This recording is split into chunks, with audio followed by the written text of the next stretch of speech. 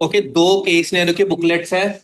एक ओल्ड है, एक न्यू है। तो तुम्हें बाइफरकेट है ना तुम्हारे पास, जो पीडीएफ मैंने भेजी हुई है ग्रुप में। तो केस सिनेरियो 3 स्टार्ट कर रहा हूँ अब मैं।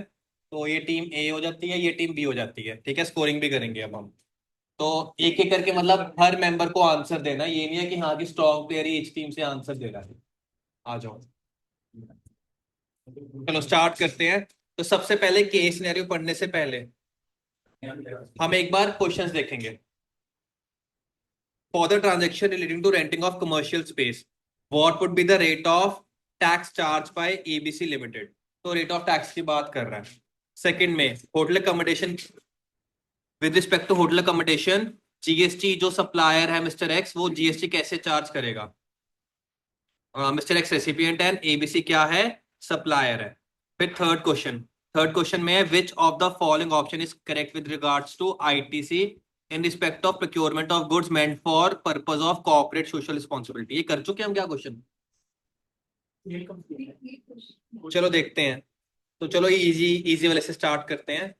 तो स्टार्ट कर रहा हूँ। ABC limited manufacturing unit in the state of Rajasthan. उसके एंसिलरी यूनिट्स है मध्य प्रदेश में और गुजरात में। कर चुके हैं हम ये। इसमें एक तो वही है कि आपका अगर कॉम्पोजिट टेस्ट में डाला हुआ है। चलो कोई ना, कर लेते हैं फिर भी। इसमें थर्ड क्वेश्चन किया हुआ है सीएसआर वाला। सीएसआर के विद रिस्पेक्ट पे आईटीसी मिलेगा या नहीं मिलेगा। नहीं मिलेगा, ठीक है। फिर तो मेन तो यही है। बाकी अगर होटल अकोमोडेशन है तो उसका बिल पे क्या चार्ज होता है। आई होता है, सी प्लस एस होता है, या नेल होता है। क्योंकि सी प्लस एस होता है, accommodation is not covered in RCM, या फिर एग्जम्प्टेड नहीं है। होटल अगर आप एज अनरजिस्टर्ड भी जाते हो, होटल वाला चार्ज करेगा। ठीक है। केस नंबर 4 करते हैं start.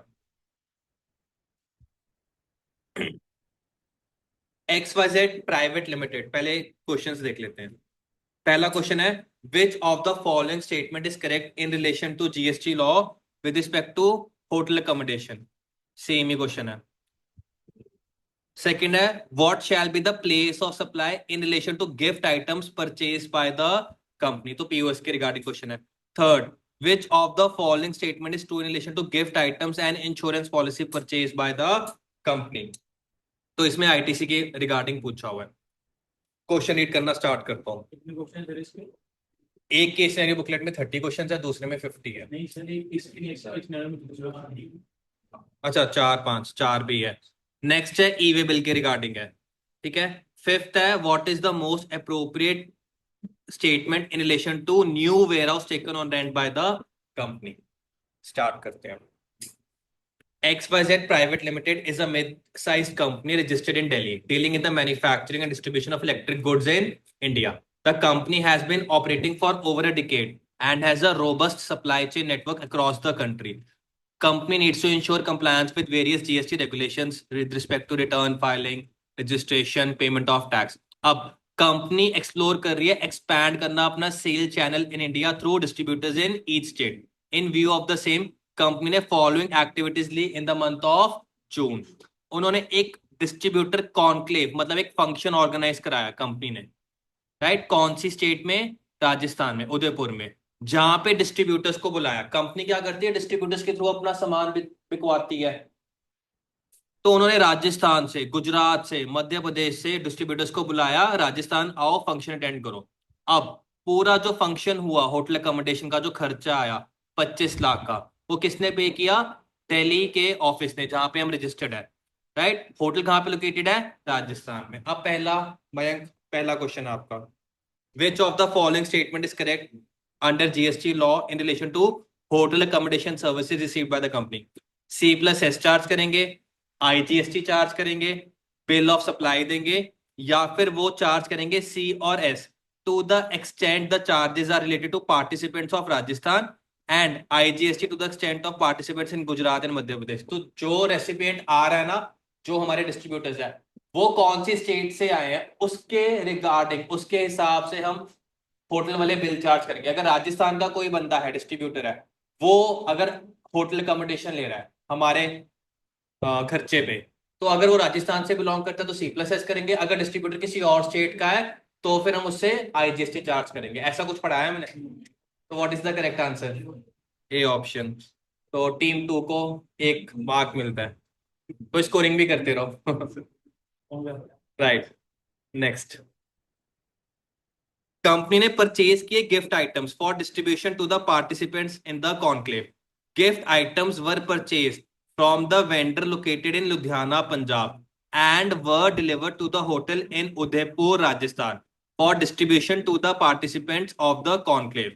The cost of each such good gift item was 25 lakh और individual gift item की वैल्यू कितनी थी? 75,000। तो देखो कंपनी ने क्या किया, फंक्शन हो रहा है, डिस्ट्रीब्यूटर्स आए हैं, उनको क्या देंगे, या फंक्शन आ गिफ्ट, गिफ्ट पकड़ो। तो उन्होंने क्या किया, गिफ्ट कहां से परचेज किए? लुधियाना से, पंजाब से मंगवाए, और डिलीवर कहाँ किए सप्लायर ने? हमारे होटल में करे, जो कि राजस्थान में है, ताकि हम अपने पार्टिसिपेंट्स को डिस्ट्रीब्यूट कर पाए।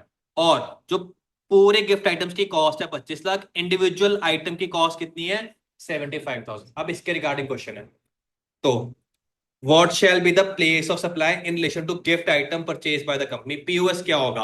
राजस्थान, जहां पे गुड्स रिसीव हुए, दिल्ली, जो कि प्रिंसिपल प्लेस ऑफ बिजनेस है, पंजाब, जहां पे सप्लायर है, या फिर जिनको हमने गिफ्ट दिया ना पार्टिसिपेंट्स को, वो जिस स्टेट से बिलोंग करते हैं, वो POS होगा। तो दीपेंद्र, ए राजस्थान।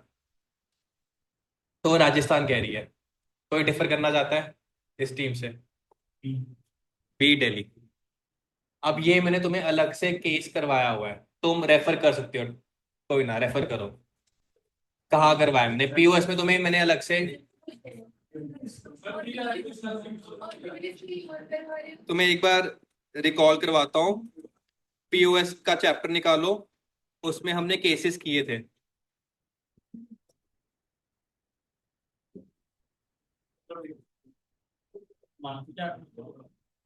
यहाँ पे 10(1)(b) में था ये।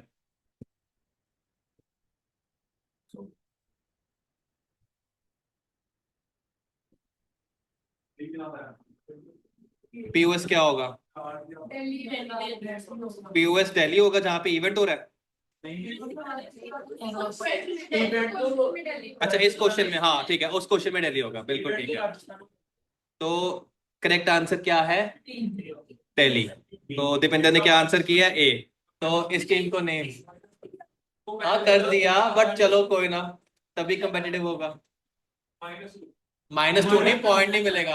हाँ, तो टीम 2 के अभी 1 मार्क है, टीम 1 के अभी 0 है। तो करेक्ट आंसर क्या है? बी है। चेक कर लेते हैं, आंसर रीड करो इसका। ओए,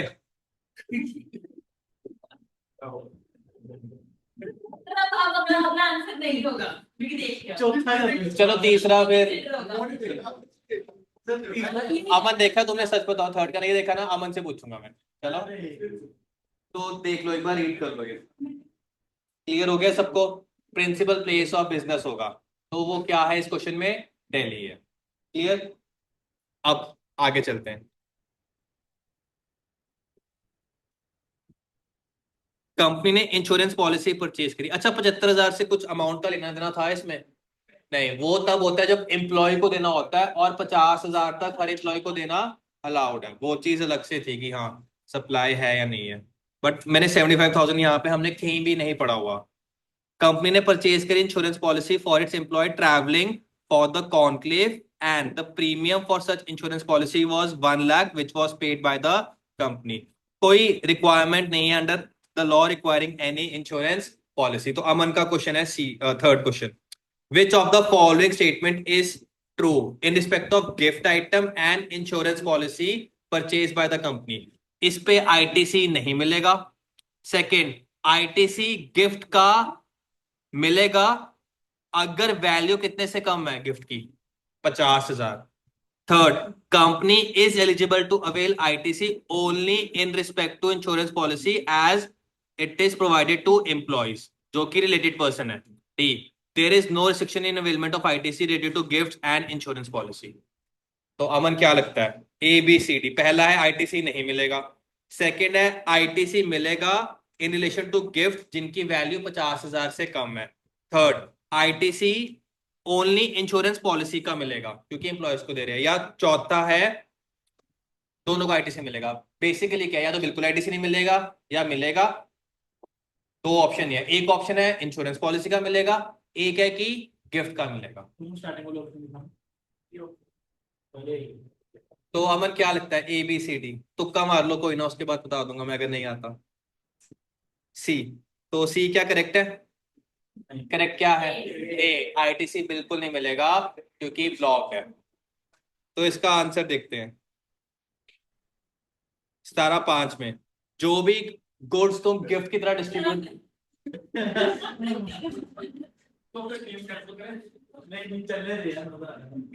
चलो, तुमने देखा आंसर?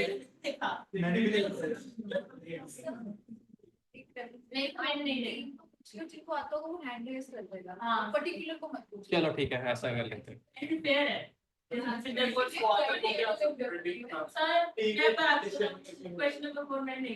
ओके ओके, ठीक है ठीक है।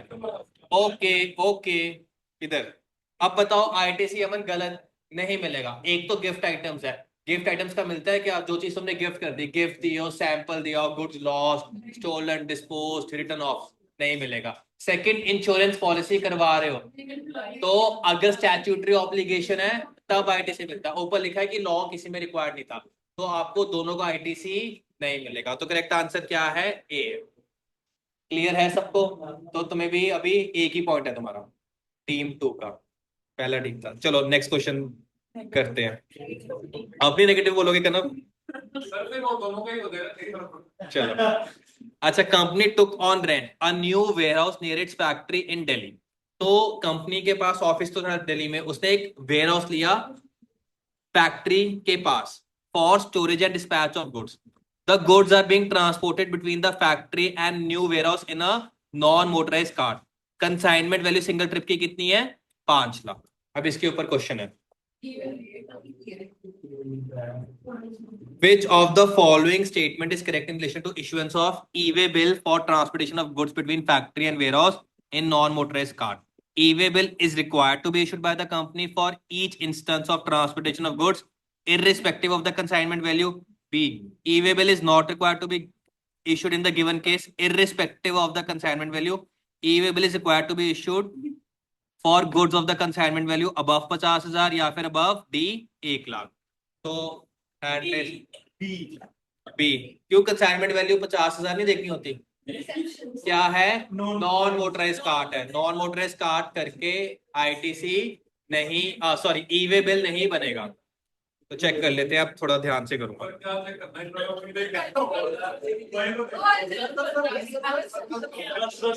रीजन भी देना है।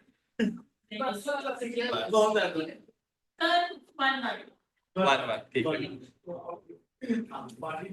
तो मैं आंसर देखो इसलिए बता रहा हूँ क्योंकि ये तो केस सिनेरियो एमसीक्यू टाइप आया हुआ है। ये क्वेश्चन आपको डिस्क्रिप्टिव भी आ सकता है, तो तुम्हें लैंग्वेज तो पता होनी चाहिए ना क्या लिखना है। तो रीड करो एक।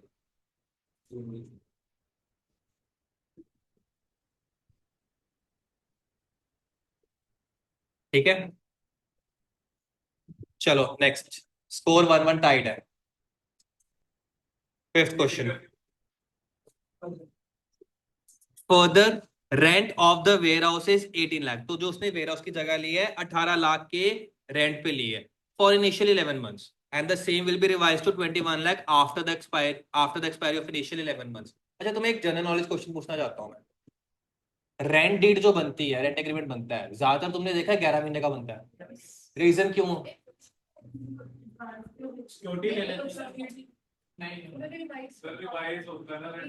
अगर तो आप 12 महीने या प्लस का बनाते हो तो उसको रजिस्टर करना पड़ेगा रेंट डीड। तो 11 महीने अगर 1 साल से कम का है तो आपको रेंट डीड को रजिस्टर नहीं करवाना।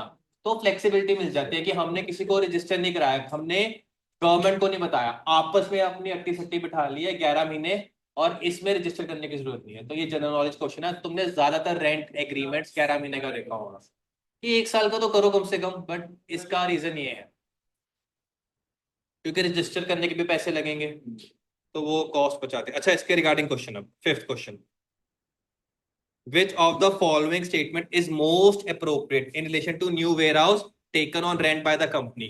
इसके लिए separate GST registration is not required mandatorily. Separate GST registration is required. Excuse me. GST registration is required as a casual taxable person for the term of rent agreement.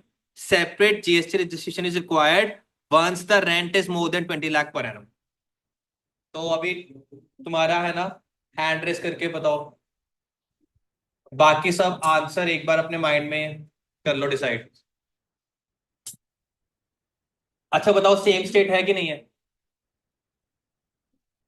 Try करो answer, कोई भी एक hand raise करो या फिर मैं randomly पूछूं। पीयूष बताओ। ए है, separate GST registration is not required mandatorily. तो इसको चेक करते हैं अब कंपनी का जब ऑलरेडी जीएसटी रजिस्ट्रेशन है, तो क्या उसको सेम स्टेट में क्या एक और रजिस्ट्रेशन लेना पड़ेगा कि ऑप्शनल है? और वेयर हाउस है तो मैंडेटरी नहीं है। अगर किसी और स्टेट में होता और वहां से आउटवर्ड सप्लाई कर रहा होता वेयर हाउस से, फिर मैंडेटरी होता। तो इस करके मैंडेटरी रिक्वायर्ड नहीं है। और फैक्ट्री को क्या शो किया जाएगा? प्रिंसिपल प्लेस की एडिशनल प्लेस आरसी में शो कर दो, additional place of business show कर दो। तो करेक्ट आंसर स्कोर इज 2-1। ठीक है, चले आगे नेक्स्ट केस सिनेरियो 5। और इसके पहले एमसीक्यू देख लेते हैं। Okay, after after the grant of temporary registration, company needs to apply for registration within dash from the date of grant of temporary registration। अगर कोई एक्सटेंशन पीरियड नहीं दिया है, 30 days, 90 days, 7 days, 15 days। 90, किस किस का 90 आंसर? बाकी याद है कि नहीं है? 90 तुम्हें याद है? 90 करा।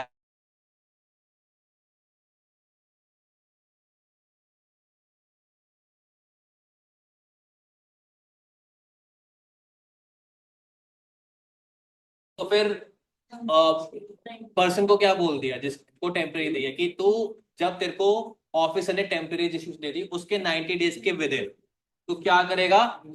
खुद अपना रजिस्ट्रेशन खुद अप्लाई करेगा। तो वो टाइम पीरियड कितना था? 90 डेज। ये हमने रजिस्ट्रेशन चैप्टर में किया हुआ है। इसके ऊपर देखो एमसीक्यू 2 नंबर का बनता है। तो चेक कर लेते हैं आंसर, फॉलोइंग है ना? बस यहाँ तक, 2-2। ठीक है, और इसका हमें ऊपर क्वेश्चन देखने की जरूरत भी नहीं पड़ी। Second, which of the following input services are liable to GST under reverse charge? Renting of motor vehicle, directorship services, both A and B, neither A और B। अब यहां से देख के हम नहीं बता सकते, हमें देखना पड़ेगा सप्लायर कौन रेसिपिएंट कौन। वैसे तो दोनों कहीं ना कहीं आरसीएम में आती है, बट सब्जेक्ट टू सप्लायर कौन रेसिपिएंट कौन। चलो देखते हैं। तो वो ही है, Vidhula impex limited goods sport goods supply कर रहा था, रजिस्ट्रेशन नहीं ली थी। प्रॉपर ऑफिसर आया, इंक्वायरी बिठाई, कंपनी को बोला लायबल फॉर रजिस्ट्रेशन, और क्या ग्रांट कर दी? टेम्परेरी बेसिस पे 15 जून को रजिस्ट्रेशन कर दी। तो इनको कितने डेज के विद इन? 90 डेज के विद इन क्या करना पड़ेगा? इस कंपनी को खुद रजिस्ट्रेशन अप्लाई करना पड़ेगा। अब after being granted the registration certificate, company ने अवेल करी following services for the purpose of its business. Renting of motor vehicle from blue taxi private limited, GST charge कितना किया जा रहा है? 12%। और सेकंड, अपॉइंट किया मिस्टर राजेश को as technical director for advisory role in business, and payment was made based on the contract entered. However he was not covered under any employment contract with the company। इसके regarding कोई और information तो नहीं है? नहीं है। तो तुम्हें इसके बेसिस पे MCQ 2 आंसर करना है।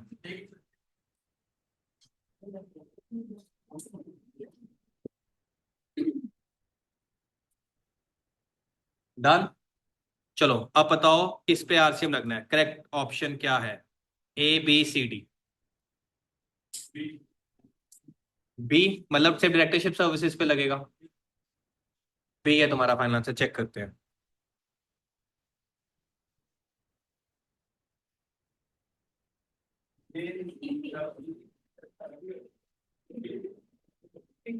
तो वैसे तो तुम्हें ध्यान होगा रेंटिंग ऑफ मोटर व्हीकल में था कि या तो फॉरवर्ड या रिवर्स, और उसमें ये होता था कॉस्ट ऑफ फ्यूल इंक्लूडेड होनी चाहिए। ठीक है, बट अगर 12% चार्ज कर रहा है, वैसे अब 18 हो गया है क्योंकि ये पुराने क्वेश्चन है, तो फॉरवर्ड चार्ज होगा। जीटी में भी सेम था कि 18% अगर चार्ज कर रहा है तो फॉरवर्ड, अगर वो 5% रखना चाहता है रेट तब आरसीएम में होता है। तो इस करके जो रेंटिंग ऑफ मोटर व्हीकल है वो आरसीएम में कवर्ड नहीं है, सप्लायर ही 12% या /18% फॉरवर्ड में कर रहा है। लेकिन डायरेक्टरशिप सर्विसेज है। डायरेक्टर क्या एम्प्लॉयमेंट कॉन्ट्रैक्ट में है कि अलग से है टेक्निकल डायरेक्टर? तो वो कौन से सेक्शन में टीडीएस डायरेक्टर वाला होगा? 194J, not in 192 salary. ठीक है, 194J की लिमिट 30,000। 50 होगी, हाँ हाँ 50 होगी। तभी तभी अमेंडमेंट कितनी इंपॉर्टेंट होती है, पहले 30 होती थी लिमिट।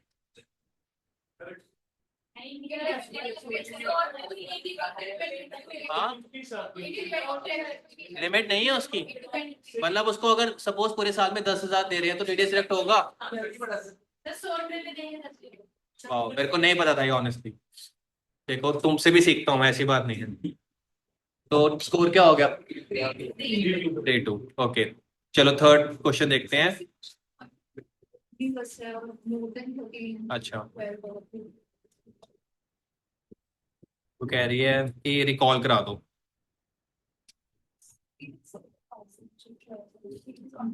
ओमनी बस तो उसमें था, ईसीओ में।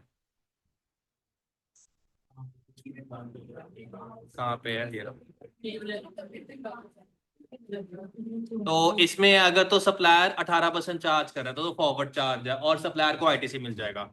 अदर केसेस में क्या क्या देखना है? आरसीएम अगर तो गुड्स ट्रांसपोर्ट के लिए है तो फिर आपका क्या है? फॉरवर्ड चार्ज है। अगर मोटर व्हीकल पैसेंजर्स कैरी करने के लिए, अगर कॉस्ट ऑफ फ्यूल इंक्लूडेड है या नहीं है, अगर कॉस्ट ऑफ फ्यूल इंक्लूडेड नहीं है फॉरवर्ड, अगर कॉस्ट ऑफ फ्यूल इंक्लूडेड है आरसीएम भी तब होगा अगर सप्लायर कौन है?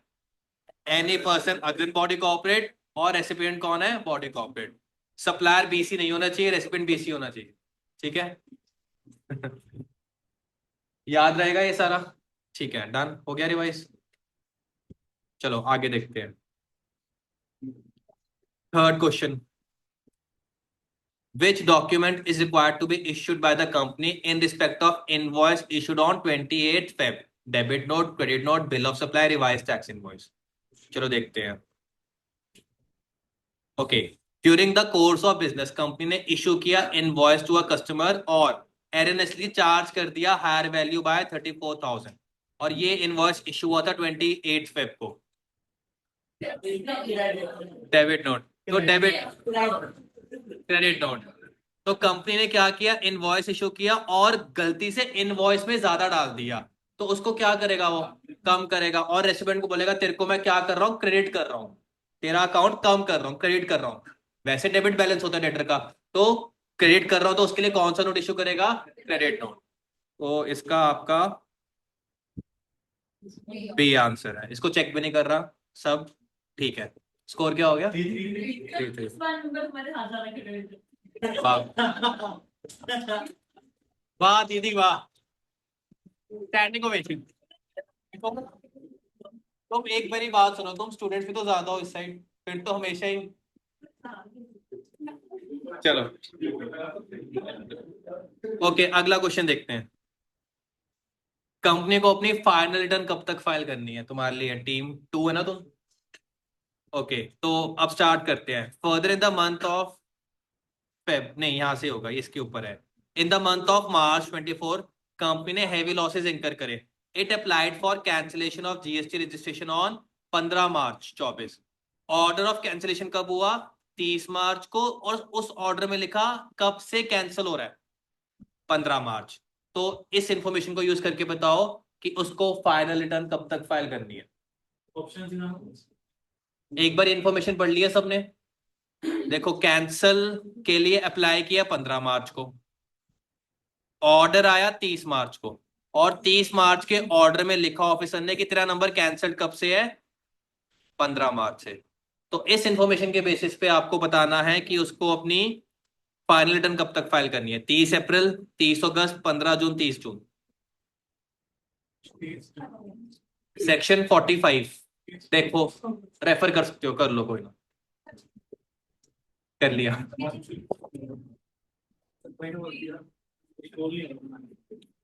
तो तभी तो कह रहा हूँ सेक्शन 45 देखो, मैं थोड़ा रिकॉल कराता रहूंगा हर बार। सेक्शन 45 देखो और फिर आंसर दो, और मेरे को सबका सेम आंसर चाहिए।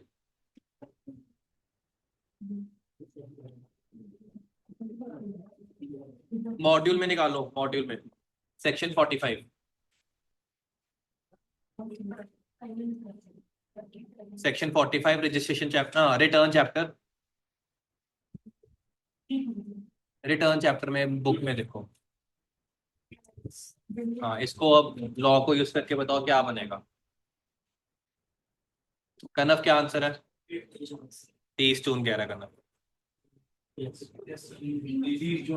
किसी का डिफरेंट बन रहा हो तो आपको कौन सा लेना है, लेटर डेट लेनी है। लेटर डेट क्या है? 30th मार्च, 30th मार्च के 3 मंथ्स, क्योंकि देखो उसको ऑर्डर तो लेट मिल रहा है ना, कितना नंबर कैंसिल हो गया है। तो अगर तो ऑर्डर और भी लेट हो जाए, सपोज 30 जून के बाद, तो क्या वो 15 मार्च के हिसाब से कर पाएगा फाइनल टर्न? तो लेटर डेट देखनी है कि लेटर डेट क्या है, तेरा नंबर या तो ऑर्डर पास किया या ऑर्डर में जो तेरा नंबर जब से कैंसिल किया, उन दोनों में से विच एवर इज लेटर, वो डेट प्लस 3 महीने का टाइम है अपनी फाइनल रिटर्न फाइल करके खत्म कर का। सिंपल। तो करेक्ट आंसर क्या है? 30th जून। ले लो पॉइंट, क्या हो गया, करम ने बता दिया ना। चलो fifth,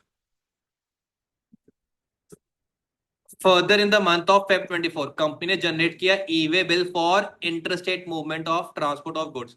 however immediately on generation of E way bill, buyer ने ऑर्डर कैंसिल कर दिया before it could be dispatch from the factory for delivery, तो गुड्स ट्रांजिट में नहीं आई थी। तो इसके रिगार्डिंग क्वेश्चन है, which of the following statement is correct with respect to E way bill generated for goods in the month of Feb.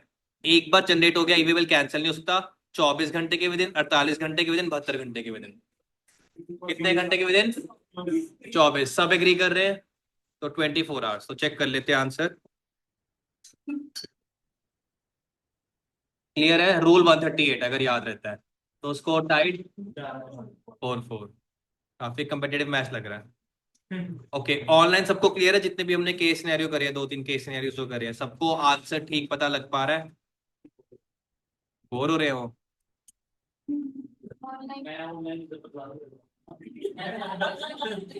पहुंचो CA final में। Okay, next question, case scenario 6। पहले क्वेश्चन देखते हैं। Compute tax liability of message delight brothers for the month of April. कितना होगा, चलो देखते हैं ऊपर। Delight brothers a partnership firm engage in restaurant business registered under composition scheme 10(1) में, turnover in the state for the month of April was 12 lakh. तो team 2 बताओ कितना लाइबिलिटी बनेगा अप्रैल मंथ का। आंसर बताओ, ए बी सी डी। बाकी सब answer अपने माइंड में एक बार रजिस्टर करो। 12 लाख अप्रैल में टर्नओवर इन स्टेट। तो ए बी सी डी क्या आंसर है? सब सी कह रहे हैं तुम्हारी टीम से, तो सी। कितना रेट है? 3+3%। सॉरी, 2.5 + 2.5। रेस्टोरेंट केटरिंग है, तो 2.5% कितना बना 12 लाख का?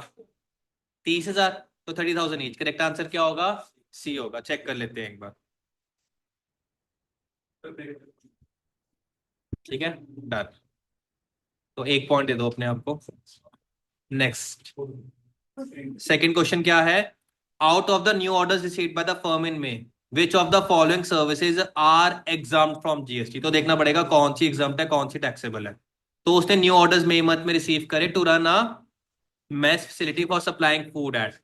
एक तो विश्वास पब्लिक स्कूल को हायर सेकेंडरी स्कूल, एक knowledge institute of technology and engineering college approved by AICTEN UGC, मेरे को फुल फॉर्म भी नहीं पता, एंड फ्रंटलाइन हॉस्पिटल। तो इन तीनों में से अगर हम इनको फूड सप्लाई कर रहे हैं तो कौन सा एग्जाम्प्ट है, कौन सा टैक्सेबल है? क्वेश्चन देख लिया, अब आंसर बताओ। सर्विसेज प्रोवाइडेड टू विश्वास स्कूल, इंस्टीट्यूट ऑफ टेक्नोलॉजी या फ्रंटलाइन हॉस्पिटल। तो ऑप्शन है 1 and 3, 2 and 3, ओनली वन, या D 1 and 2।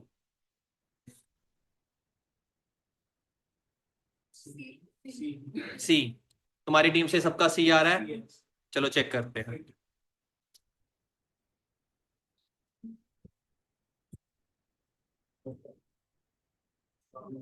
चेक करो आंसर।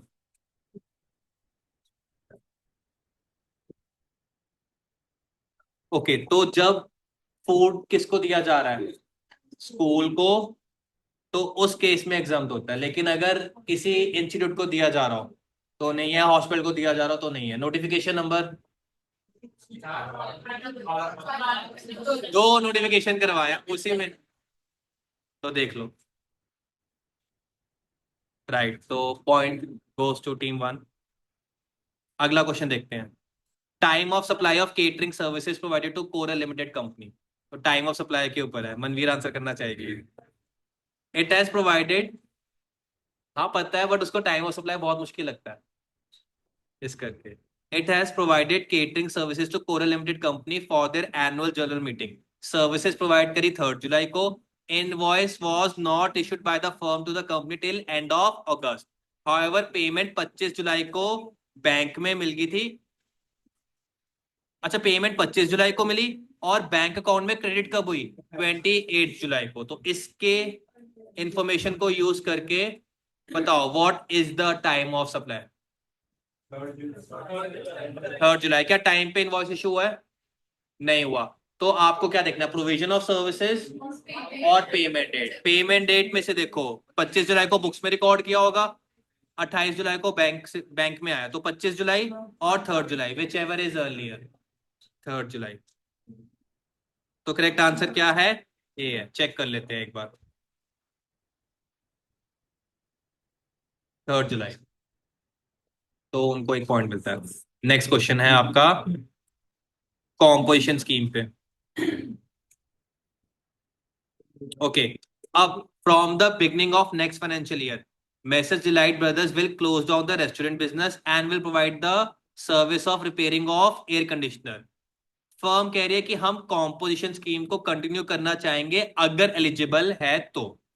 टर्नओवर रेस्टोरेंट बिजनेस का कितना हो गया था करंट फाइनेंशियल ईयर में? 48 लाख। ठीक है, पिछले साल का तो नहीं गिवन ना इसमें। अप्रैल में 12 लाख है और कंपनी का टर्नओवर 48 के अंदर 12 इंक्लूडेड है मेरे ख्याल से। अब बंद करके वो एयर कंडीशनर का बिजनेस करना चाहते हैं। तो अब क्वेश्चन पढ़ते हैं। विच of the following statement is most appropriate in respect of the next financial year? अगले साल के लिए ये क्वेश्चन। क्या वो कंटिन्यू कर सकते हैं 10(1) एंड 10(2) में? क्या वो कंटिन्यू नहीं कर सकते, एलिजिबल नहीं है 10(1) और 10(2) के लिए? फिर third, not eligible for 10(1) and 10(2) but can avail composition levy under 10(2)(a)।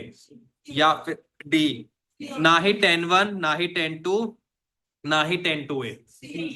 C option. क्यों? क्योंकि पिछले साल टर्नओवर कितना है, 50 से कम है। राइट, 50 से कम है और इस साल सिर्फ सर्विसेज करनी है, तो आप 10(2)(a) कर सकते हो भाई। अब तुम्हें सेक्शन देखो याद होने चाहिए, जैसे कि वैसे नहीं है बट क्वेश्चन अगर पुट कर दे आपको, तो आपको पता होना चाहिए 10(1) और 10(2) आपका 150 लाख या 75 लाख वाला है, प्रीडोमिनेटली गुड्स वाला। और 10(2)(a) क्या है, सर्विसेज वाला, या फिर आपकी प्रीडोमिनेंट सर्विसेज हो, मतलब मार्जिनल लिमिट तक तो सर्विसेज आपको 10(1) और 10(2) में अलाउड है। उसके बियॉन्ड जाना चाहते हो तो 10(2)(a) में ऑप्ट कर सकते हो। तो करेक्ट ऑप्शन है सी। इसका आंसर चेक कर लेते हैं।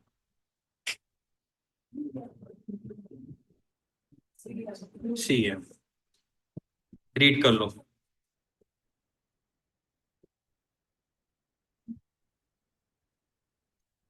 क्लियर है सबको? नेक्स्ट क्वेश्चन तुम्हारे लिए, टीम 2 के लिए। Rate of GST applicable for service of repairing of air conditioner made by delight brothers. dash, assuming that it intends to pay tax at the minimum rate available. 1%, 5%, 6%, 12%. तो correct option है सी। ये तो easy है। अब लग रहे हैं easy थोड़े क्वेश्चंस, पूरा हमने सिलेबस कर लिया तो काफी चीजें क्लिक कर रही है। स्कोर क्या हो गया? तो बट वो तो मैं एक क्वेश्चन ज्यादा भी आंसर कर चुके हो, तो बराबर ही चल रहा है। ओके, नेक्स्ट केस सिनेरियो करते हैं। केस सिनेरियो नंबर 7, ये अच्छा है, ये काफी अच्छा है। तो पहला, विच of the following statement is correct under GST law? तो वो सप्लाई है या नहीं है उसके ऊपर क्वेश्चन पूछने हैं। तो स्टार्ट करते हैं। सेफ बैंक लिमिटेड एक स्मॉल फाइनेंस बैंक है, इनकॉर्पोरेटेड इन अप्रैल। बैंक ने रजिस्टर किया जीएसटी में immediately on incorporation as a banking company. अब यहां से स्टार्ट है। सेफ बैंक ने रिसीव करी software support services free of cost अपने हेड ऑफिस से लोकेटेड इन यूनाइटेड किंगडम। एक तो ये है बिजनेस पर्पसेस के लिए। एक सेकंड, सेफ बैंक ने प्रोवाइड किया one high and laptop worth 50,000 to its new MD as a gift for discharge of his duties. अब इसके ऊपर पूछता है क्वेश्चन उन्होंने, सप्लाई है या नहीं है। तो बताओ, पहला सप्लाई है सॉफ्टवेयर वाला, सेकंड है लैपटॉप जो गिफ्ट किया वो भी सप्लाई है, थर्ड है सॉफ्टवेयर सप्लाई नहीं है, और फोर्थ है गिफ्ट भी सप्लाई नहीं है। इनमें से कौन सा कॉम्बिनेशन ठीक है? बी ऑप्शन, मतलब 1 और 4। वन तुम कह रहे हो सॉफ्टवेयर वाला तो सप्लाई है, और जो एमडी को गिफ्ट दिया वो सप्लाई नहीं है। क्यों नहीं है सप्लाई? 50,000 तक अलाउड है तो सप्लाई नहीं होगा, राइट। और पहला क्या खुद की एस्टैब्लिशमेंट से इंपोर्ट किया बिना कंसिडरेशन के किया, और क्या बिजनेस पर्पसेस के लिए? यस, तो दैट इज अ सप्लाई। तो चेक करते हैं आपका बी आंसर 1 और 4 क्या ठीक है या नहीं। ठीक है, score tied again. Next, okay, RCM के ऊपर क्वेश्चन है। अब तुम्हारे लिए ट्रिकी होने वाला है। अब initially the bank open 125 branches across India covering various states to secure business. Bank ने अपॉइंट किया quick loan providers LLP a direct selling agent on pan India basis, right. एक तो उन्होंने किसको किया? डायरेक्ट सेलिंग एजेंट को, जो उनका बिजनेस वगैरह बढ़ाएगा। एक फिर बैंक क्या देता है? लोन देता है। तो लोन रिकवर करने के लिए किसको अपॉइंट करना पड़ता है बैंक को? Recovery agents. बैंक ने सर्विसेज ली रिकवरी एजेंट की for various retail and personal loans granted by it's branch. For this purpose उसने बैंक ने अपॉइंट किया fast recovery services private limited a recovery agent pan India basis पे। तो बताओ, अब इसके ऊपर क्वेश्चन है। तो क्विक लोन एलएलपी से जो सर्विसेज ली सेलिंग एजेंट की, तो ये आरसीएम में है। फास्ट रिकवरी सर्विसेज आरसीएम में है। दोनों ए और बी है आरसीएम में, या दोनों ही आरसीएम में नहीं? एक बार आपस में सब म्यूचुअली कर लो एग्री। बी। बी मतलब तुम क्या कह रहे हो कि रिकवरी एजेंट वाली तो आरसीएम में कवर्ड है, डायरेक्ट सेलिंग एजेंट वाली कवर्ड नहीं है। चेक करते हैं। बिल्कुल ठीक है, services availed from recovery agent. अब इसका तुम रीजन पढ़ो सब। तो इंडिविजुअल अगर दे रहा होता तब आरसीएम में होता, यहाँ पे इंडिविजुअल नहीं दे रहा, यहाँ पे पार्टनरशिप फर्म या एलएलपी दे रही है, तो इस करके पहले वाला कवर्ड नहीं है। फिर सेकंड में कौन दे रहा है? Recovery agent services. Recovery agent कोई भी हो सकता है, चेक कर लो एक बार। इनको भी एक बार रिकॉल करवाना है आपका। रिकवरी एजेंट वाली services, recovery agent any entity. तो इसमें नहीं देखना कि सप्लायर कोई भी हो, अगर बैंक को दे रहे हैं या फाइनेंशियल इंस्टीट्यूशन को दे रहे हैं, एनबीएफसी को दे रहे हैं, तो आरसीएम में आएगा ही आएगा। गुंडा लोग कभी भी कराएगा जमा, याद है? गुंडा गुंडा रहने वाला है, चाहे कंपनी फॉर्म कर ले। तो ऐसे याद करना है तुम्हें, अपने लॉजिक्स बनाने हैं। और एक्चुअली यही फैक्ट है कि जो रिकवरी एजेंट होंगे वो कंप्लायंस नहीं करेंगे चाहे कंपनी क्यों ना फॉर्म कर ले।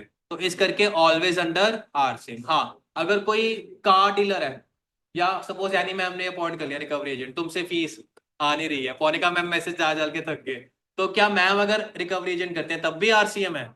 तब नहीं है, क्योंकि रेसिपिएंट बैंकिंग कंपनी एनबीएफसी या फाइनेंशियल इंस्टीट्यूशन होनी चाहिए। क्लियर है सबको? तो पॉइंट कर लो अपना। कर लिया? चलो अगला देखते हैं। अब एग्जाम और टैक्सेबल बताना है। तो अगर एक ठीक होगा दूसरा भी ठीक होगा। अब ये सारी सर्विसेज दी गई है, आपको इसमें एग्जाम या टैक्सेबल बताना है। अब एक एक करके स्टार्ट करते हैं। ये वाला क्वेश्चन मतलब नहीं है क्विज के पॉइंट ऑफ व्यू से। Interest received on term loan, बताओ एग्जाम या टैक्सेबल? एग्जाम या टैक्सेबल? बोलो एग्जाम। इंटरेस्ट एग्जाम होता है। अब तुम बताओ interest on credit card? Taxable. Interest received on FD with held with SBI Mumbai? Interest on loan advances deposits always exempt? Commission received on letter of credit issued? LC याद है ना? Letter of credit होता क्या था? Basically क्या होता है कि बैंक एक तरह से गारंटी कर रहा है कि हाँ कि ये बंदा पेमेंट कर देगा। इंडिया में कोई बंदा माल इंपोर्ट कर रहा है, ठीक है, बाहर के बंदे को किस पे ट्रस्ट होगा? उस इंडियन इंपोर्टर पे, कि इंडिया में कोई बैंक अगर एलसी दे रही है तो फिर बैंक पे। तो बैंक गारंटी देने का इंडिया के इंपोर्टर से क्या लेता है? कमीशन। जीएसटी में एग्जाम या टैक्सेबल? बोलो टैक्सेबल। टैक्सेबल। फिर documentation charges collected from borrowers? Confidence के साथ बोलो, नहीं तो मैं एग्जाम्शन में रिवाइज करवाऊं। Sale of foreign exchange to bank of Rajasthan and authorised dealer? Confidence के साथ नहीं बोल रहे, एग्जाम है तो मैं रिकॉल करा देता हूँ ये कहाँ किया हमने। बैंकिंग सेक्टर में किया था। हाँ पब्लिक को किया तो टैक्सेबल होता है।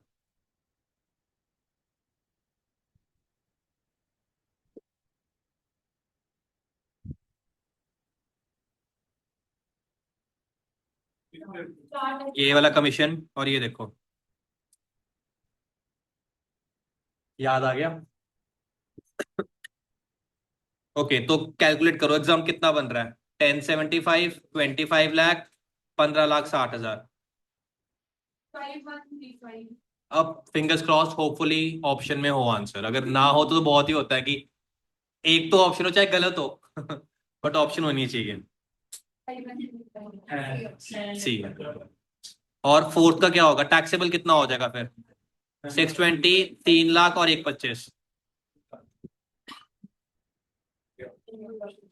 क्लियर हो गया सबको? Okay next question. चार ही थे, डन है।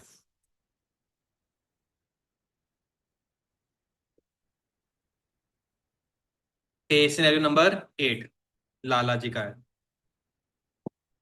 ओके पहला, in respect of services availed by mister Lala which of the following is a correct statement? तो वही रिगार्डिंग सप्लाई है, करते हैं check. Mister Lala is engaged in supply of tiles and marbles in the state of Telangana. Telangana में limit कितनी है goods की? 40 की 20? 20 है। तेलंगाना वैसे स्पेशल कैटेगरी स्टेट नहीं है, बट फिर भी क्योंकि नया स्टेट है तो यहाँ पे सरकार को रेवेन्यू चाहिए कि नहीं चाहिए? चाहिए। तो इस करके 20 लाख से ऊपर जो गुड्स कर रहा है रजिस्ट्रेशन लेनी पड़ेगी। अब he is not registered under GST, उसने बिजनेस कमेंस किया मंथ ऑफ जुलाई से। Okay. He availed godown construction services for business from his brother in law who was dependent on him. He also availed professional consultancy services for the purposes of business from his son, who is a company secretary, and his son is not dependent on him. Mr. Lala did not pay anything for both the services as both were his relative family member respectively. अब इसके ऊपर तुम्हें question पूछा है,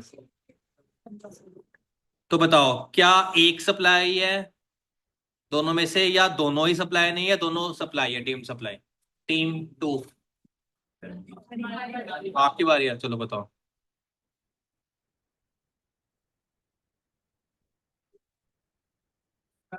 question देखो, आपको इस information को यूज करके आंसर करना है।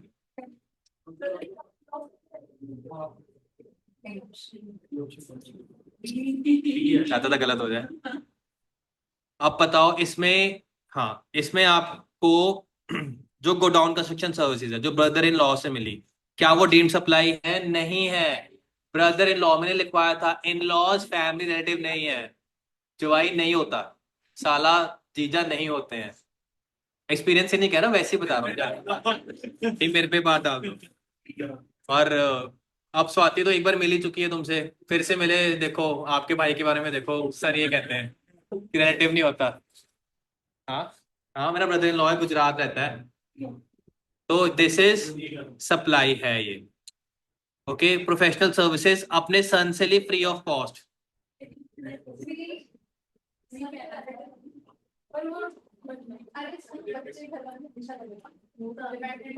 अब बेटा डिपेंडेंट है कि नहीं है, फर्क नहीं पड़ता, बट इनको, ये तुम्हारी टीम में नहीं है, इनकी टीम में है। There is a poster amongst. तो सन क्या कह रहे हैं, son is not dependent on him, फर्क ही नहीं पड़ता, ना भी डिपेंडेंट हो तब भी रिलेटिव है। तो सन से अगर फ्री ऑफ कॉस्ट लिया बिजनेस पर्पजेस के लिए, so that is a supply. तो इसका आंसर क्या होगा आपका, बी होगा। चेक करते हैं।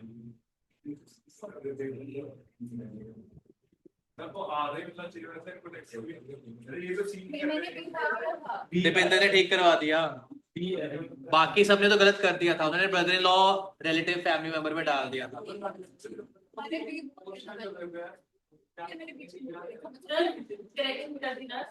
ओके, चलो इसका रीजन पढ़ो एक बार, प्रेजेंट कैसे करना है तुम्हें, आंसर का डिस्क्रिप्टिव में आता है।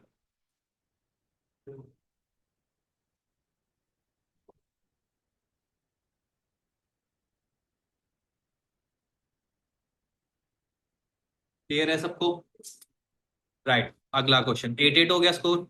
नेक्स्ट है, up to which limit of aggregate turnover mister Lala can continue to supply goods without registration with in state if it does not procure any goods और सर्विसेज जिस पे tax payable under reverse charge. मैंने पहले ही तुमसे पूछ लिया, तेलंगाना 20 लाख। तो ये काउंट होगा कि नहीं होगा?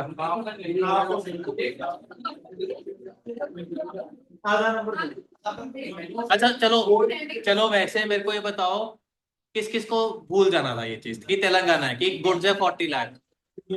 तो मेरी अच्छी चीज है ना, देखो मैंने कितने अच्छे से पढ़ाया है। पूमा टी शर्ट, हाँ। नहीं, टी से त्रिपुरा भी हो सकता है। Thank you thank you. चलो 20 लाख है, इसका एक बार चेक कर लेते हैं। हाँ 20 लाख है, तो एक्सटेंडेड थ्रेशोल्ड तेलंगाना में नहीं मिलेगी। अच्छा अच्छा, चलो चलो चलो चलो चलो बस। What is the tax liability for the freight charges? Okay, अगला पढ़ते हैं। अब अपने बेटे की एडवाइस ली उसने, मिस्टर लाला ने सप्लाई करी of tiles with in state only. Turnover कितना पहुंच गया 31 अक्टूबर को? 7 लाख, अभी भी लिमिट से कम है। However he plan to expand his business to other states since he has received decent orders from other states also, right. इसके ऊपर नहीं है क्वेश्चन, अगला एक पैराग्राफ पढ़ते हैं। During the month of December उसको कंसाइनमेंट मिला of tiles from Rajasthan through prompt carriers a GTA in the state of Rajasthan. Goods were dispatched by the supplier on two basis, two pay basis for freight. Freight charges थे 50,000 और GTA कितना GST charge कर रहा है at the rate 12%। Mister Lala paid the invoice amount in the month of December itself, और ये क्या था, इंटरस्टेट ट्रांजैक्शन। अब हम एक बार क्वेश्चन रीड करते हैं इसके ऊपर क्या है। पहले तो what is the tax liability for the freight charges, forward या रिवर्स, किसका है टर्न, किसका है? स्कोर बराबर चल रहा है, ये तुम्हारी बारी है फिर। वो तो क्योंकि वो पॉइंट नहीं कर रहे, 20 लाख वाला काउंट नहीं कर रहे, उनको बोलने दो। 12% रेट है, ये मान के चलो। ए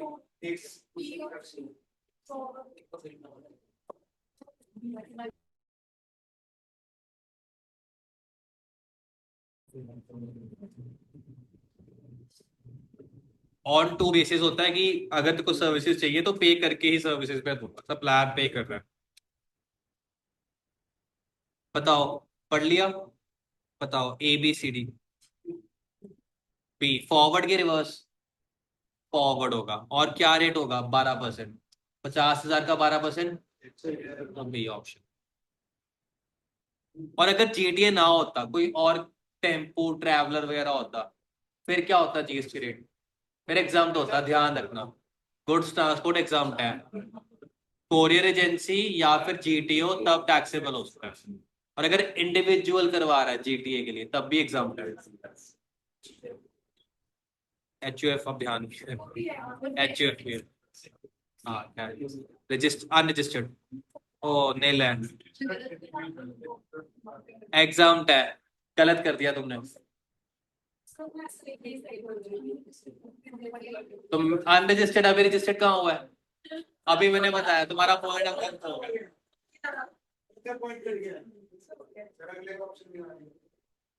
नहीं नहीं दिखाया, नहीं दिखाया। मैं पायल तो तुम्हें ये लग रहा है। चलो अगला। Which of the following statement is correct with respect to liability of Mr. Lala to register under GST? अब ना एक चीज नोट कर लो इसमें, क्योंकि गलती करी है, तो तुम नोट करो case scenario number 8, old case scenario, मतलब ओरिजिनल जो है 30 वाली जो बुकलेट है उसका, हाँ लिख लो, उसका तुम्हारा थर्ड एमसीक्यू है, इसमें गलती हुई थी तो ये रिवाइज करना। Old case scenario.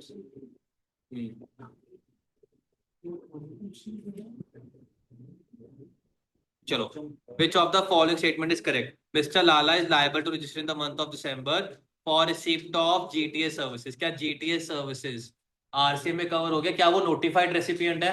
अगर कंपनी होती तो नोटिफाइड रेसिपिएंट होता, फिर तो आरसीए में भी कंपल्सरी रजिस्ट्रेशन अप्लाई होती। आंसर क्यों दे रहा हूँ? Mr. Lala is liable to register in the month of Jan for affecting interstate outward supply of goods. Mr. Lala is liable to register only when his turnover exceeds the threshold limit, irrespective of whether he is receiving any GTA services or affecting interstate outward supply. Mr. Lala is not required to register as it is first year of business. कुछ ऐसा पड़ा है कि पहले साल है जितना मर्जी टर्नओवर कर लें, तो डी नहीं है, और कंपल्सरी रजिस्ट्रेशन है अगर आप इंटरस्टेट करते हो या आरसीएम में हो। तो करेक्ट ऑप्शन क्या है? बी। चेक कर लेते हैं एक बार।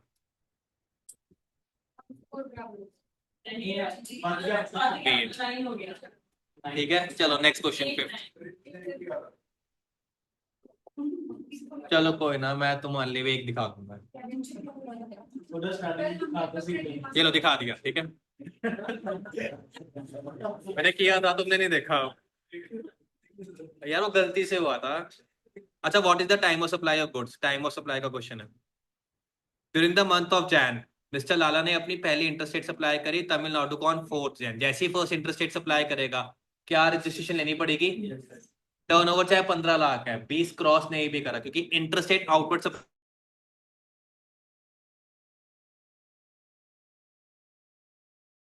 इंटरस्टेट के लिए रिसीव करी 28 फेब को, इनवॉइस रेज हुआ 25 जैन को। इस इंफॉर्मेशन को यूज करके बताओ what is the time of supply.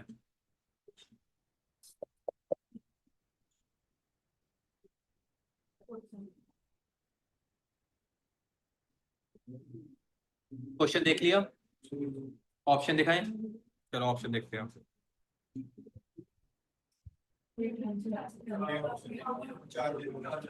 4 जनवरी सब एग्री कर रहे हैं। मनिंदर पता लग रहा है, अमन, मनिंदर, पूजा, तो 4 जनवरी चेक करते हैं।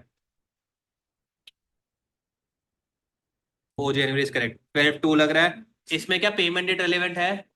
नहीं है, तो आपको क्या देखना है? इनवॉइस डेट या इनवॉइस कब तक इशू हो जाना चाहिए था।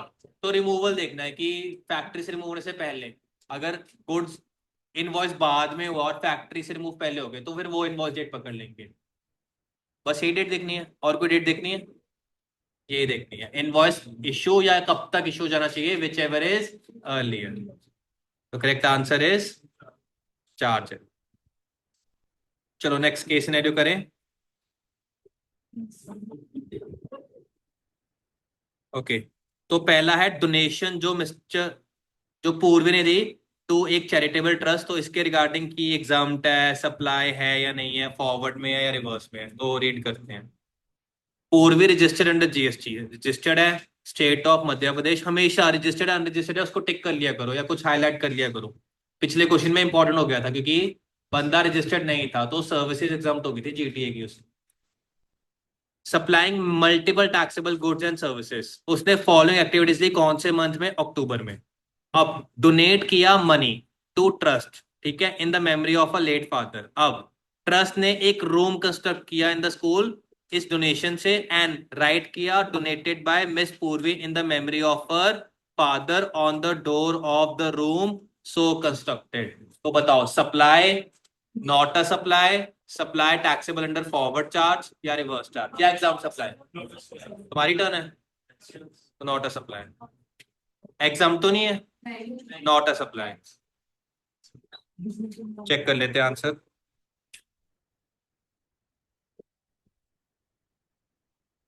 अब तुम्हारे लिए भी हो गया, ठीक है। There is no obligation, quid pro quo है इसमें, नहीं है, राइट? तो सप्लाई नहीं है, करेक्ट है। Okay, next. Organise a seminar in Indore which was sponsored by we win cricket academy एक एलएलपी और पूर्वी ने रिसीव करे स्पॉन्सरशिप फी ऑफ 150। पहले तो बताओ पूर्वी रेसिपिएंट है कि सप्लायर है? रेसिपिएंट है। पैसे रिसीव करता है वो रेसिपिएंट होता है। हाँ नहीं, ओके सॉरी, रिसीव किए हैं तो ये सप्लायर है, पूर्वी ने रिसीव किए स्पॉन्सरशिप फी। सप्लायर रिसीव करता है, पैसे रिसीव कर रहा है पूर्वी ने। अब उल्टा मैंने बोल दिया, एक्चुअली मैं भी कंफ्यूज हो गया, मेरे को बोल के खुद रियलाइज हो गया था क्या बोल दिया मैंने। हो जाता है, ओके। तो दीपेंद्र ठीक कह रही थी, पूर्वी received a sponsorship fee of 150। तो सप्लायर कौन है? पूर्वी। स्पॉन्सर्ड किसने किया? वेवेन एकेडमी एलएलपी, ये रेसिपिएंट है, राइट? अब तुम्हें इसके रिगार्डिंग बताना है, तो कौन से करेक्ट है? Tax on sponsorship fee, Purvi supplier है फॉरवर्ड चार्ज में, क्रिकेट एकेडमी पे करेगी एलएलपी रिवर्स में, स्पॉन्सरशिप फी एग्जाम्ड है since services provided to sports academy are exempt, या फिर tax on sponsorship fees is payable by Purvi under reverse charge, supplier under reverse charge pay करेगा। वाह वाह वाह, है ना? जो भी डी सिलेक्ट करके आया ना, मतलब अगर कोई भी स्टूडेंट पैन इंडिया, उसको तो मतलब पास भी हो रहा ना, पूरा कट कर देना चाहिए कि सप्लायर रिवर्स चार्ज में करवा रहा है। तो बहुत ध्यान से, तो क्या है आंसर? बी ऑप्शन, एलएलपी कराएगी अंडर रिवर्स चार्ज रेसिपिएंट। याद है सबको स्पॉन्सरशिप का? अच्छा मेरे को रिकॉल कराओ, supplier other than BC,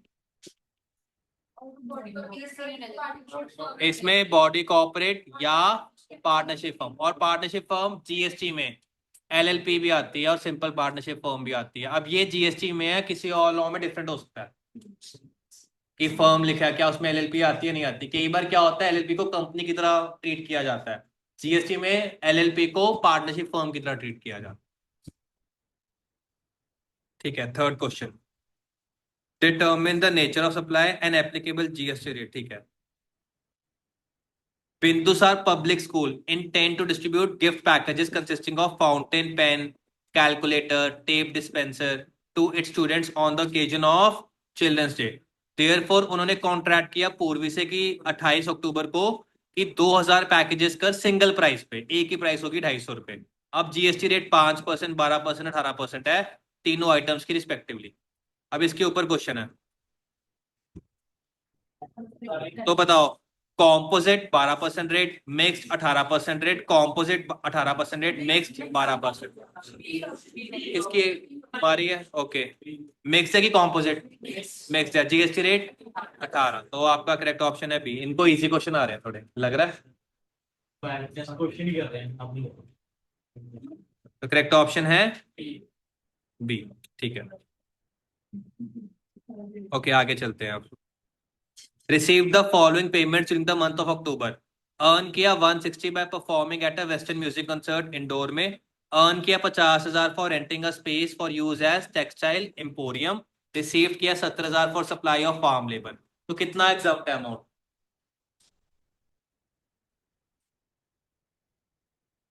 exam, पूर्वी ने अमाउंट रिसीव करी है, पूर्वी की आउटवर्ड सप्लाईज है, तो इन तीनों में से total value of exempted supplies बताओ। ऑप्शंस दिखाऊं?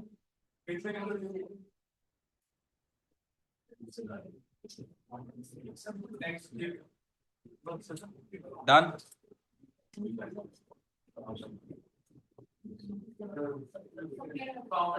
70,000 फार्म लेबर सिर्फ एग्जाम का है। एक तो परफॉर्मेंस एक 1.5 लाख से ऊपर है और एक वेस्टर्न है, राइट, तो उस करके टैक्सेबल है।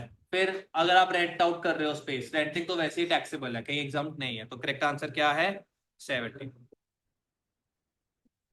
7। Okay, case number 10। पहले क्वेश्चन देख लेते हैं। पहला क्वेश्चन है value of supply assuming interest on delayed payment to be exclusive of GST. मैंने हमेशा बोला अगर कुछ ना बोला हो इंटरेस्ट को क्या लोगे? इंक्लूसिव। अब क्वेश्चन क्या बोल रहा है? अलग से एक्सक्लूसिव है। स्टार्ट करते हैं। तो Sarabhai and Sarabhai associates partnership firm registered है, ठीक है। Business activities provided details of activities current financial year में। टैक्सेबल गुड सप्लाई करे धानुष एंटरप्राइजेस को valuing 8 lakh in the month of April. Credit period कितने टाइम का दिया?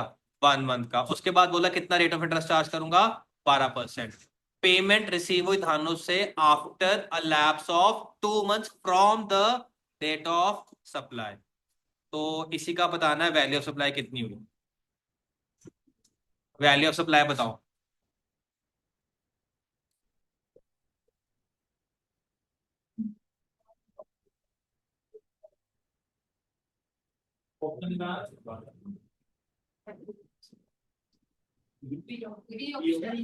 B option. आपको 8 लाख का 12% एक महीने के लिए करना है। 1 मंथ तो उसने वैसे ही दी है, क्रेडिट पीरियड दी है, तो बी ऑप्शन। चेक कर लेते हैं एक बार। बी है, ठीक है। Next. Next time of supply पे है। It enters into a contract for supply of 100 office chairs at 15,000 with Ashoka Mart on 21st August. Contract हुआ 21 अगस्त को। चेयर रिमूव हुई वेयर हाउस से 5 सितंबर को along with इनवॉइस। इनवॉइस भी उसी date का है। अशोक मार्ट ने 30% कॉन्ट्रैक्ट वैल्यू का पे किया 21 अगस्त को एंड 70% पे किया 10 सितंबर। क्वेश्चन रीड कर लिया। अब टाइम ऑफ सप्लाई निकालना है। अब टाइम ऑफ सप्लाई, एक तो जो एडवांस मिला 450 उसका भी, और 1050 जो बाद में बैलेंस पेमेंट है, दोनों का मिला के टाइम ऑफ सप्लाई बताओ। 21 अगस्त, 5 सितंबर, 5 सितंबर, 10 सितंबर, 21 अगस्त, 10 सितंबर, या 5 सितंबर, 5 सितंबर।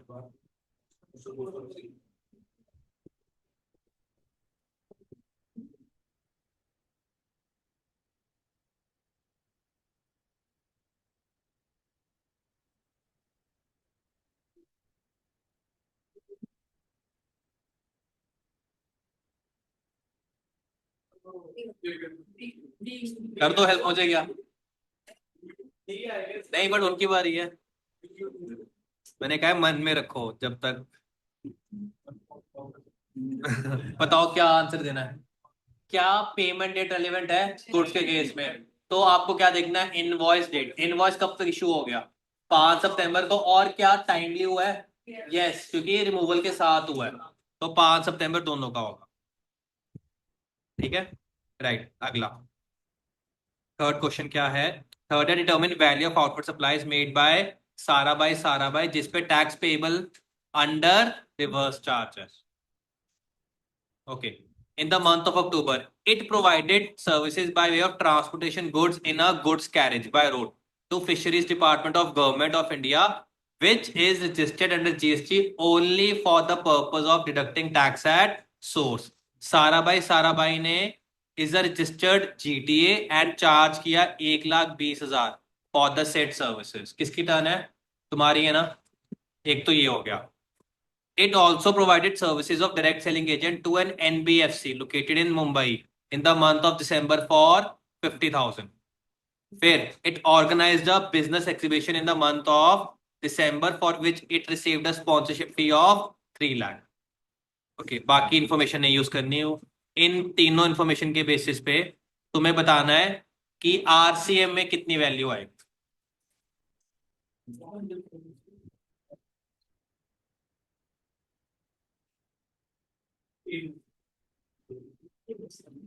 देख लिया आंसर्स? ऑप्शंस दिखाऊं? ओके, तो अगला क्वेश्चन ये रहा आपकी कंप्यूटर स्क्रीन के सामने। 1,20, बी 50,000, सी 1,70,000 या डी 3 लाख। आपके पास 2 लाइफ लाइन बची है।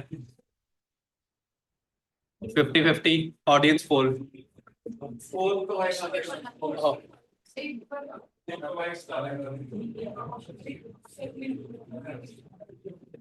फोन अ फ्रेंड भी कर सकते हो।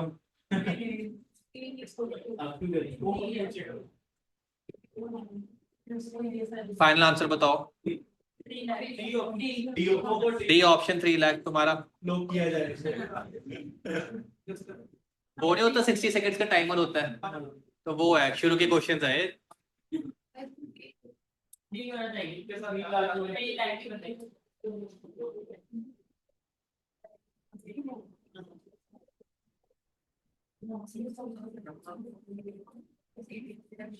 डन। 3 लाख। 3 लाख तो चेक करते हैं।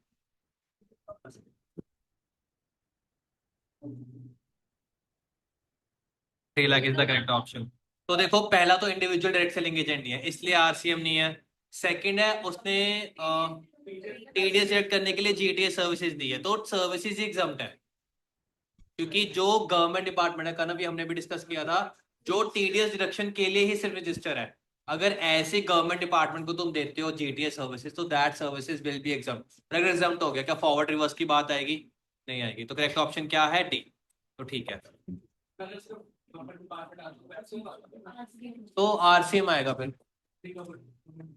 हाँ, तो गवर्नमेंट डिपार्टमेंट को कराना पड़ेगा रिवर्स चार्ज में। क्लियर है सबको? ओके, नेक्स्ट क्वेश्चन देखते हैं।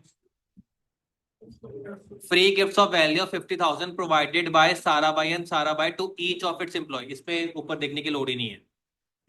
तो ये सप्लाई है as gift only less than 50,000 in value are not treated as supply in terms of schedule 1 as a supply as gift provided by employer to employee any value को supply treat किया जाएगा। Third, supply as gift of only more than 50,000 in value are treated as supply, या D, not a supply as gift not exceeding 50,000 in a value in a financial year by employer to employee shall not be treated as supply in terms of schedule 1। ठीक है, किसी को question ही ना समझ आया हो आप में से ऐसा कोई हो? देखो सिंपल बात है, क्या एम्प्लॉय रिलेटेड पर्सन है? यस। ठीक है, अब अगर आप रिलेटेड पर्सन को बिना कंसिडरेशन के दे रही हो चीजें, तो अगर फॉर बिजनेस पर्पसेज है तो that will be a supply. लेकिन आपको अपने एम्प्लॉयज को कितने का गिफ्ट देना अलाउड है और सप्लाई ट्रीट नहीं किया जाएगा? 50,000 है उससे कम 1 साल में। तो इसमें देखो यहाँ पे कितने का गिफ्ट दिया हर एम्प्लॉय को? एग्जैक्टली 50,000 का दिया ना, तो ये सप्लाई इसलिए नहीं है। अगर इसी को मैं 50,000 1 रुपये भी कर देता तो सप्लाई बन जाती, डीम्ड सप्लाई बन जाती। राइट, उनको मैं गिफ्ट दे रहा हूँ, क्या उनसे पैसे ले रहा हूँ?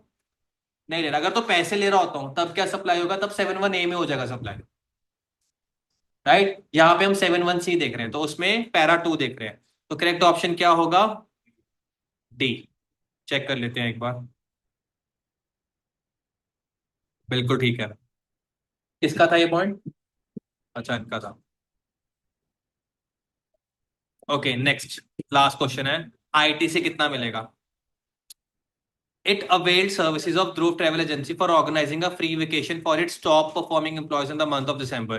उस पे जीएसटी 50,000 था। सेम मंथ पे जीएसटी 20,000 का पे किया और membership of Rudraksh fitness centre, जो कंपनी ने अपने सीईओ के लिए लिया। तो बताओ कितना आईटीसी ले सकते हैं? बोलो गुरनीत, और भी बड़ा मुंह खोल रहे हो तुम तो, पक्की घुस जाएगी बता रहा हूँ। आईटी से कितना मिलना है?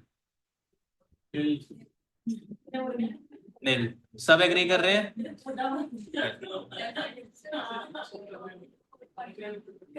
थर्ड क्वेश्चन की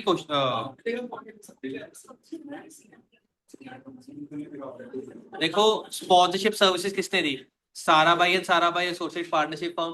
that means individual direct selling agent नहीं है। नहीं है तो सप्लायर है एक पार्टनरशिप फर्म, वो क्या कर रहा है? कौन सी सर्विसेज है? सेलिंग एजेंट सर्विसेज है। अच्छा, स्पॉन्सरशिप वाला। It organized a business exhibition in the month of December for which it received a sponsorship services of 3 lakh। यहाँ पे क्वेश्चन देखो क्या है, taxes payable under reverse charge, Sarabhai and Sarabhai, on which tax is paid?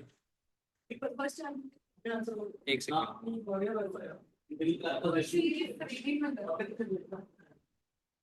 हाँ तो receive है, supplier है, okay, ये रेसिपिएंट है, हाँ क्वेश्चन देखते हैं अब।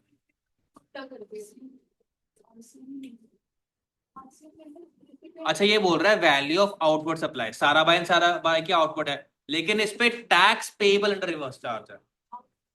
बोल तो कंपनी के आउटवर्ड ही रहा है या पार्टनरशिप फर्म के आउटवर्ड ही बोल रहा है, बट इस पे टैक्स सिंपल ये पूछ रहा है रिवर्स चार्ज में। हाँ इन्होंने ये नहीं बोला कि सारा भाई जमा करा रहा है, ये कह रहा है कि सप्लाई कौन सी है जितनी वैल्यू की जो आरसीएम में आ गई है बस। हाँ कराना रेसिपिएंट ने है, बट है तो आरसीएम में ना, क्वेश्चन बस ये पूछ रहा है आरसीएम में है या नहीं है। यहाँ तक क्लियर है सबको? ऑनलाइन सबको क्लियर है? बट ये देखो, देखो इट डिपेंड्स ऑन तुम सब कि तुम कितने केस सिनेरियो मेरे साथ करते हो। मैंने कराने तो सारे हैं, अगर तुम मतलब स्लो करोगे तो नंबर ऑफ डेज ज्यादा बढ़ते रहेंगे। देखो सिलेबस तो खत्म है, मैंने कॉम्पिटिशन ऑफ जीएसटी तो कराना है, उसके बाद केस सिनेरियो कराता रहूंगा जब तक 80 केस सिनेरियो नहीं हो जाएंगे, तब तक मैं लगा रहूंगा। अभी 10 हुए हैं, तो लेके चलो 7-8 दिन और लगने हैं और 2 दिन कॉम्पिटिशन ऑफ जीएसटी, तो 10 दिन एवरेज लगने वाले हैं। तो अगर तुम क्लासेस में कहोगे जल्दी करना है, जल्दी कर दूंगा मैं, बट नंबर ऑफ डेज बढ़ेंगे। और किसी को है कि नहीं सर खुद कर लेंगे तो खुद कर लेना, लेकिन मैं क्लासेस तो लूँ। राइट, तो अभी एंड कर देता हूं मैं, कर दूं एंड? एक और, एक और।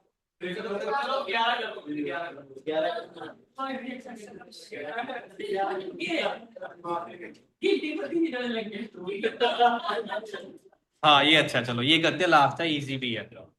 Okay, which of the following persons are liable to pay GST under reverse charge in respect of GTA services provided by Purva logistics in the Feb month of preceding financial year. अब जो GT है Purva logistics, उसने registration ली लेकिन option forward charge में करने की पे opt नहीं की, तो अगर एप्लीकेबल होगा तो क्या होगा? आरसीएम। अब इसने जीटीए सर्विसेज दी to the following person in Feb of the preceding financial year. Kunal traders को दी, unregistered partnership firm.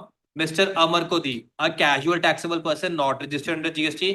Small traders cooperative society registered under society registration act. अब इसमें से देख के बताओ किस किस को रिवर्स चार्ज में कराना पड़ेगा। तो आपके पास ये 3 है, 1 2 3, इसमें से बताओ कौन सा कॉम्बिनेशन बनेगा। क्वेश्चन है कि किस किस को रिवर्स चार्ज में पे करना है। 1 and 3, सी। तो देखो मैं इसको एक्सप्लेन कर देता हूँ। पार्टनरशिप फर्म चाहे अनरजिस्टर्ड है, कराना पड़ेगा, यस। सीटीपी अनरजिस्टर्ड है, नहीं कराना पड़ेगा। सोसाइटी को भी कराना पड़ेगा। तो 1 and 3, तो करेक्ट ऑप्शन क्या हो गया? सी हो गया। तुम्हारी टर्न थी, चलो तुम्हें पॉइंट मिल गया फिर। ध्यान तो दो किसकी टर्न है।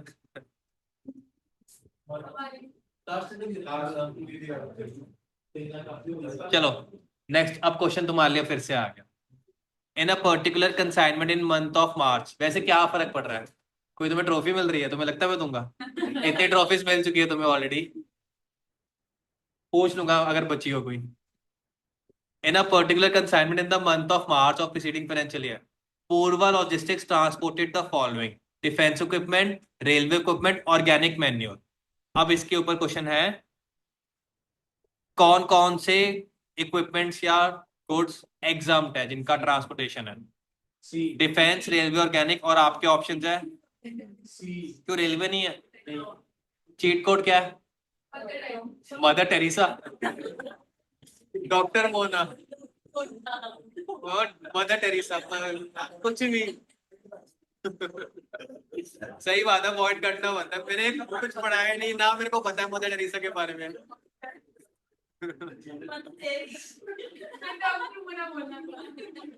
Okay, doctor Mona. डी से डिफेंस इक्विपमेंट, आर से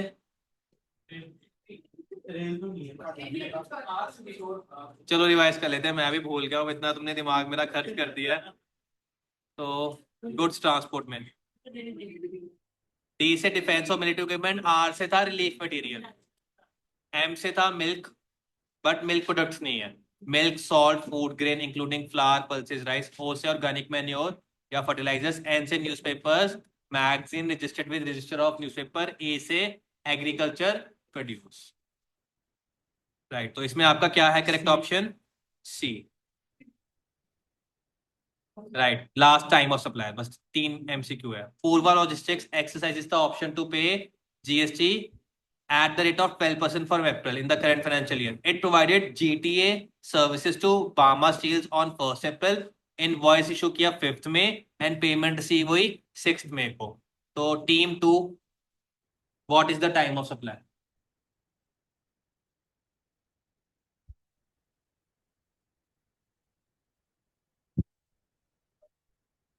फॉरवर्ड के रिवर्स है पहले तो ये बताओ।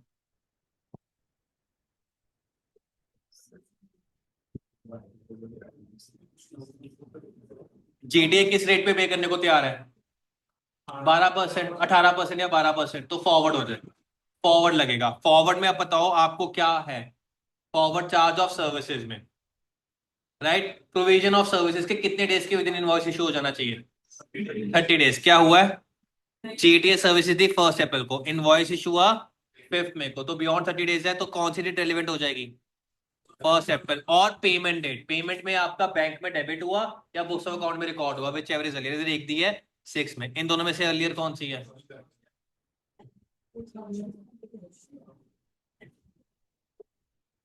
इसको एक बार बस रीड कर लो फिर क्लास खत्म।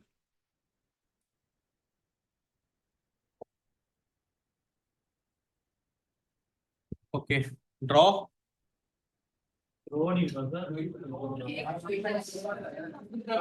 एक बार तुमने फिर तुमने क्विज बंद करवाया, या तो कंटिन्यू कर लो फिर, अब तो ड्रॉ हो गया। इट वॉज, हाँ तो बहुत इंटरेस्टिंग है अगर सारा सिलेबस आता है। ऑनलाइन सबको मजा आया? चलो क्लास एंड कर रहे हैं, बाकी हम कल करते हैं, कल भी ऐसा ही कुछ करेंगे प्लान।